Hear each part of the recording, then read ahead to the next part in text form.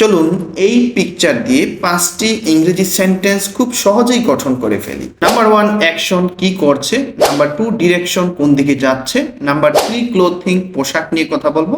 Number 4 atmosphere অর্থাৎ পরিবেশটা, এবং সর্বশেষ সারাউন্ডিংস মানে চারপাশ। ফার্স্টলি অ্যাকশন, কি করছে। Two people are walking together while holding hands. তারা দুজন হাত ধরে একসাথে হাঁটছে। Then direction, they are walking forward along a quiet tree lined path. তারা গাছঘেরা একটি শান্ত পথ ধরে সামনে এগিয়ে যাচ্ছে। After clothing, both of them are wearing traditional outfit in matching shades of red.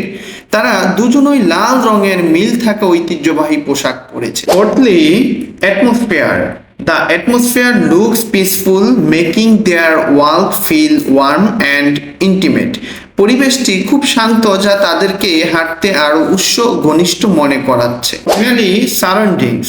The tall trees around them create a natural and beautiful pathway.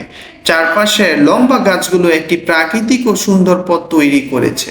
এই ধরনের video প্রতিদিন আমার চ্যানেলে পেতে আমার চ্যানেলটিকে সাবস্ক্রাইব করুন এবং পেজটিতে ফলো দিয়ে রাখুন।